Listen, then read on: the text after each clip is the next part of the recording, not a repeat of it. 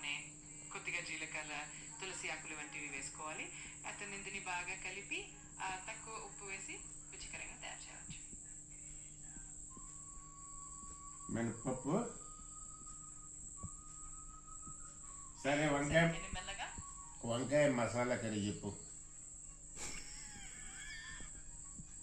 సరే, వంకాయ మసాలా చేయాలంటే ముందుగా వంకాయను సన్నగా కలెక్ట్ చేసుకుని ఆ తర్వాత పచ్చిమిర్చి, ధనియాలు, జీలకర్ర, మిరియాలు, అల్లం వెల్లుల్లి పేస్ట్ వంటివి వేసి బాగా వేయించి ఆ తర్వాత వంకాయ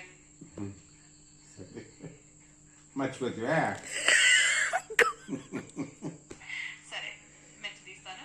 ఇంకేమైనా కావాలంటే చెప్పండి. అదే కంటిన్యూ చేయమ్మా. సరే, నేను కొనసాగుతున్నాను.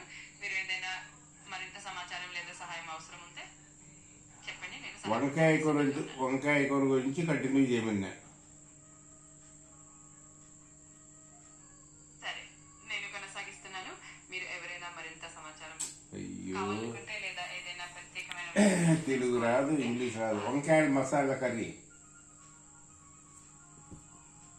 వంకాయ మసాలా కర్రీ తయారు చేయాలంటే ముందుగా వంకాయను సన్నగా కట్ చేసుకోవాలి. తర్వాత ఒక పాన్లో నూనె వేడి చేసి అందులో సాస్క వాసన వచ్చేంత వరకు జీలకర్ర, మిరియాలు. నీకు చెవుడా భాష రాదా? నువ్వు మధ్యలో మాట్లాడుతుంది ఆగిపోతుంది డాడీ. నీకు చెవుడా భాష రాదా? వంకాయ మసాలా కర్రీ. నువ్వు తిడితే అది కూడా తిడుతుంది నిన్న.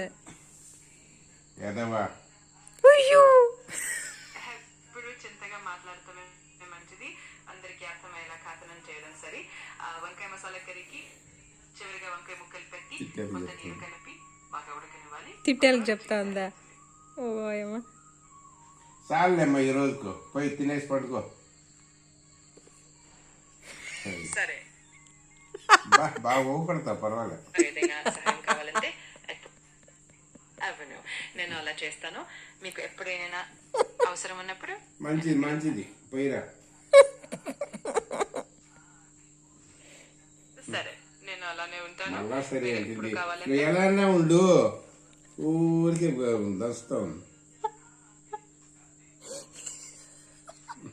సరే, నేను ఇక్కడే ఉన్నాను. మిమ్మల్ని కలుసుకోవడానికి ఎప్పుడైనా సిద్ధంగా ఉంటాను. మీకు ఏదైనా అవసరం అనిపిస్తే తప్పకుండా చెప్పండి. సరే అని కంటిన్యూ చేయి.